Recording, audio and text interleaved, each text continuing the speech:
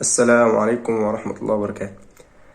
استيقظ الشخص اللي وراه هم ما يتلم بعد العيد، ولكن لا بأس. إن شاء الله نبدأ نشوف ايه اللي ورانا ونحاول كده نلم الدنيا إن شاء الله.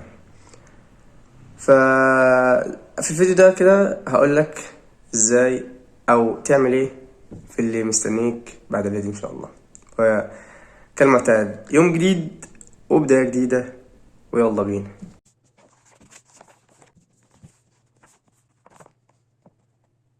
الساعة دلوقتي حوالي 6:05 كده أو 6:10 يعني. فالحمد لله صاحي من الفجر أو من قبل الفجر كمان بشوية، الحمد لله يعني صلاة الفجر وقرأت الأذكار، وقرأت شوية كده في كتاب وحي القلم للرافعي مصطفى صادق الرافعي. بصراحة الكتاب ده يعني في حتة تانية لوحده أصلا، وكتابات مصطفى صادق كلها بصراحة جامدة جامدة أوي يعني بصراحة. وحتى الحمد لله يعني حفظت الورد بتاعي إن شاء الله في القرآن يعني الحمد لله. فيعني الحمد لله يعني تخيل الفجر بيبدأ مثلا الساعة 4 هنا في القاهرة. كمان الجميل إن صلاة الأذان، الفترة اللي هي ما بين الأذان والإقامة بياخد وقت شوية. فمثلا بيدوك نص ساعة في الفجر، مثلا نص ساعة. عارف انت اللوحة المتعلقة عندنا في المساجد مثلا ان ما بين الفجر مثلا ما بين الأذان والإقامة في الفجر نص ساعة، وما بين الأذان والإقامة مثلا في المغرب 5 دقايق. هما بيمشوا عليه بالظبط يعني، في الفجر نص ساعة يبقى نص ساعة، في المغرب 5 دقايق يبقى 5 دقايق بس. فدي بصراحة بتبقى بشوفها حاجة كويسة جدا في صلاة الفجر. حتى انت لو قمت متأخر بتلحق تقوم تتوضى وتنزل المسجد، وبيبقى معاك وقت كويس جدا يعني. بس فالحمد لله يعني الواحد ساعتين الصبح فعلا سبحان الله يعني بيبقى فيهم بركة كتيرة جدا يعني. هقعد دلوقتي يعني المفروض أذاكر وأشوف بقى إيه اللي ورايا في بعد العيد، لأن هي بصراحة مدعكة كبيرة جدا الصراحة يعني.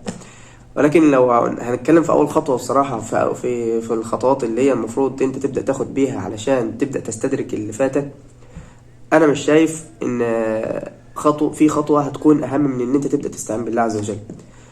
ودايما دي هي اول خطوة واهم خطوة في اي حاجة انت بتعملها، ان انت تبدأ تستعين بالله عز وجل. يقول النبي صلى الله عليه وسلم: استعن بالله ولا تعجز. وفي اثر عن النبي صلى الله عليه وسلم يقول فيه: ليسأل احدكم ربه حاجته كلها حتى يسأله شعث نعله اذا انقطع. يعني تخيل شبشبك لو اتقطع تقول له يا رب، يا رب شبشب اتقطع فارزقني مثلا ان انا اصلحه، او ارزقني شبشب جديد مكانه.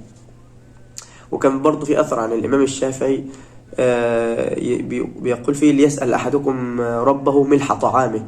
فتخيل يعني تسأل ربنا وتقول له يا رب أنا عاوز شوية ملح للأكل بتاعي.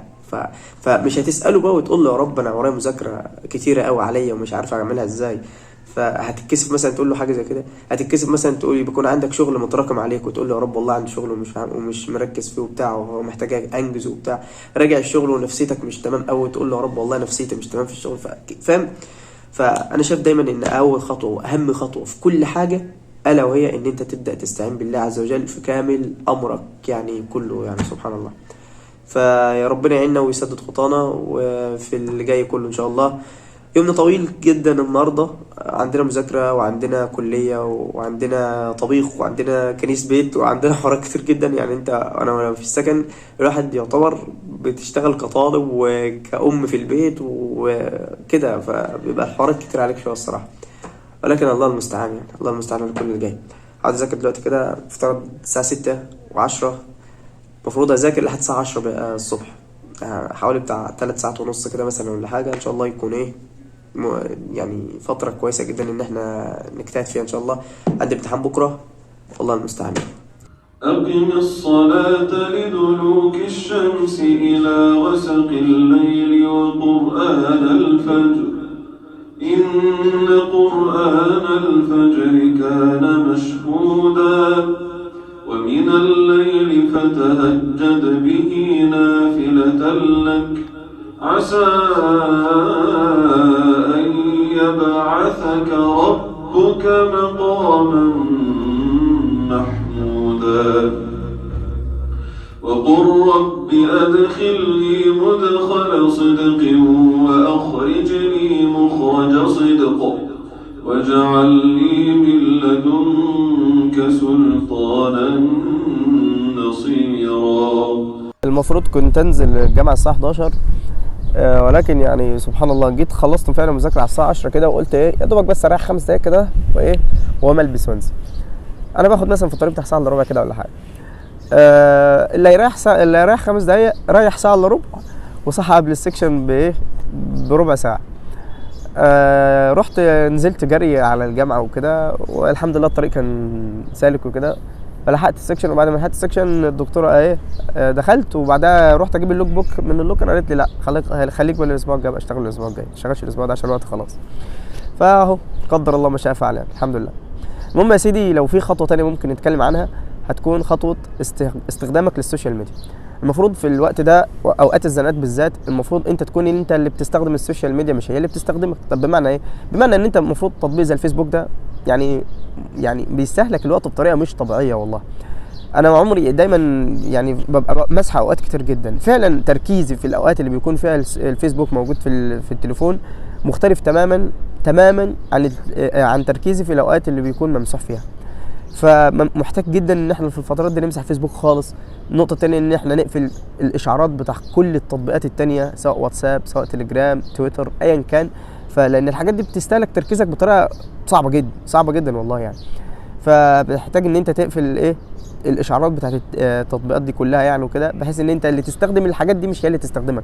مش معنى ان انت تكون عندك واتساب والكلام ده ان انت اي واحد يحتاجك في اي ثانيه تكون موجود. يعني اللي يحتاجك دلوقتي هيلاقيك دلوقتي، اللي يحتاجك بعد ثانيه هيلاقيك بعد ثانيه. فلا بصراحه بتبقى حاجه صعبه. فالمفروض انت بتستخدم الحاجات دي وقت ما انت تكون عايز تستخدمها، مش في كل الاوقات. انت مش متاح، ما ينفعش ان انت تبقى متاح 24 ساعه يعني، بس لان الوقت ده بيكون انت محتاج تركز، والحاجات دي بتاخد من تركيزك. فانت اغلاقك للحاجات دي او تحجيم استخدامك للحاجات دي هيزود تركيزك بنسبه كبيره جدا وبنسبه كويسه جدا، وتقدر ايه تستدرك حاجات كتير جدا انت عاوز ايه تعوضها ان شاء الله. فدي يعتبر نقطه محوريه جدا في الموضوع بتاعنا. هيكون في حوالي نقطتين كمان كده ولا حاجه ممكن ندردش فيهم لما نروح ان شاء الله، عشان دلوقتي كده اقوم احضر الادوات بتاع السكاشن بتاع بكره علشان ما اضيعش فيها وقت بكره.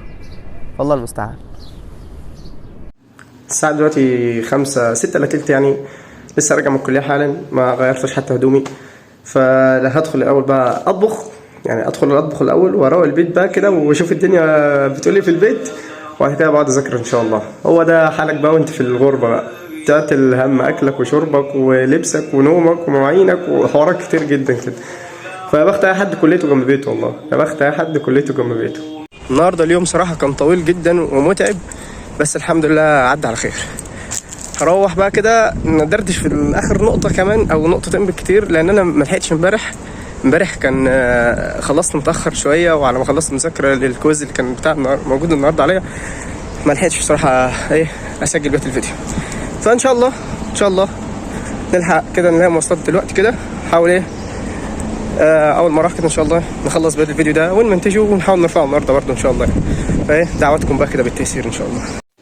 اهلا بك يا صديقي مرة. لو في حاجة بقى أخيرة ممكن نتكلم عنها وممكن تفيدني وتفيدك، لازم هتكون تنظيم اليوم بتاعك. وطبعا انت وانا كل واحد فينا أدرى حد بان هو ازاي ينظم يومه وازاي يقدر يرتب يومه بالطريقة اللي هي تعود عليه بأقصى استفادة ممكن. ولذلك فأنا مش هقترح عليك طبعا اقتراحات خالص في النقطة دي منك لنفسك، ولكن هو يعني نقط كده على الحروف زي نقط على الحروف كده مثلا، او رجاء مثلا يعني تعتبرها ان هو حاول تحافظ على يومك زي ما ربنا فطرك. يعني ارجع لفطرتك لان دي نقطه مهمه جدا. ازاي ارجع لفطرتك؟ يعني وجعلنا الليل لباسا وجعلنا النهار معاشا. طبيعه شغلك دايما اكيد بالنهار من 9 الصبح وطالع، زي كليتك بالظبط من 9 الصبح وطالع. فلو انت قلبت ليلك نهار ونهارك ليل، طب انت هتروح شغلك وهتروح كليتك مش نايم، فطبيعي جدا مش تبقى مركز، طبيعي جدا انك تحس ان الدنيا مش تمام، طبيعي جدا انك تحس بأرق وبتعب وبقلق وحوارات كتير جدا انت في غنى عنها يعني. بس فهي دي كده كانت النقطة الأخيرة، إن أنت لازم وحتما ولا بد إن أنت تحاول تحافظ وتنظم يومك بطريقة تناسبك. والنقطة الأخيرة إن أنت ترجع لفطرتك في نومك وفي حياتك بشكل عام يعني. ولكن من باب الأخوة يعني أنا مش بقترح عليك، ولكن من باب الأخوة أقول لك الصفة اللي أنا ماشي عليها في يومي بصراحة. أنا بحاول أديلي كام يوم كده الحمد لله بفضل الله، من بعد ما بدأت كده استرجح كده الدنيا القلبان اللي حصل بعد العيد ده، بقيت بنام مثلا على الساعة 10 أو 11 كحد أقصى. لو أنا بقى ورايا مذاكرة جامد 11 11 اقوم بقى مثلا ايه الساعه 3 الفجر، تصلي بقى الحمد لله بفضل الله، يعني تصلي قيام ليل، تصلي الفجر، وتبدا يومك بقى كده على نظافه. وفي النهار يعني لو لقيت تخطف لك ساعتين مثلا ولا حاجه. انا بصراحه الساعتين دول بخطفهم في المواصلات رايح وجاي كده، فايه عشان اكسب وقت بصراحه يعني. لان غالبيه اليوم بيضاف في الكليه، برجع من الكليه يعني انا راجع من الكليه النهارده الساعه 7 يعني 7 ديات اللي هو بعد خلاص العشاء هتأذن بس، فكده يعني. فبصراحه دي بلاقيها كويسه جدا، وبلاقي وقت جامد جدا ان انا اقدر انجز فيه يعني الصراحه. ويفضل برضو لو الاحسن خالص ان انت مثلا تنام بعد صلاه العشاء على طول، مثلا من الساعه 8 مثلا لحد الساعه 12، وتقوم بقى من الساعه 12 مثلا كده تبدا يومك برضو. ودي بصراحه شايفها برضو ممكن تبقى كويسه جدا، يبقى معاك وقت كويس جدا، معاك شويه قبل الفجر وشويه بعد الفجر قبل الكليه، فدول كويسين جدا برضو وتقدر تنجز فيهم حاجات كتير جدا. بس النهارده كنت في الكليه، وصاحبي حسن اللي كنت كلمتكم عنه قبل كده، واللي كان طلع معايا في فلوج اصلا قبل كده ساعه ما رحنا الرجاله وكده، وهو كان ولينا المحلات كلها قافله النهارده، والتالت مرة يهديني كتاب مرة تانية. يعني هو عارف ان انا بحب الكتب، فبيدخل لي من الثغرات بتاعتي وكل شوية الاقيه جايب لي كتاب يهديني. مرة جاب لي كتاب السيرة النبوية لابن هشام، ومرة تانية جاب لي كتاب اللي هو بتاع تفسير القرآن الكريم برضو، والمرة ديت جايب لي كتاب الحفاظ على الحفاظ برضو ليه علاقة بالقرآن الكريم وكده. فانا بقول له شكرا والله يا حسن، شكرا والله يا حسن، وانا مش عارف انا عملت ايه حلو في حياتي والله بجد، ان ربنا يرزقني بحد زيك كده الصراحه في حياتي يعني. فربنا يديم الود بيننا كده يا رب، وبين كل اصحابنا وحبايبنا واهلنا واخواتنا وقرايبنا يا رب دايما كده ودايما زايدين مش ناقصين يعني. وربنا يجزيك عني خير يا ابني والله، يعني ربنا يجزيك عني خير، وربنا يجزيك عن اللي بتعمله معايا كل خير يا رب والله، وربنا يعوضك بكل ده الجنه في الدوس على طول ان شاء الله. فانا بقول له من هنا كده والله بحبك حسن، يعني بحبك والله حسن، سبحان الله يعني، سبحان الله ربنا اللي جمعنا، وربنا يجمعنا بقى زي ما جمعنا في الدنيا يجمعنا في الاخره ان شاء الله. بس يا سيدي ده كان الفيديو بتاعنا النهارده، فاشوفك في فيديوهات تانية جايه ان شاء الله ان كان في العمر بقيه. السلام عليكم ورحمه الله وبركاته.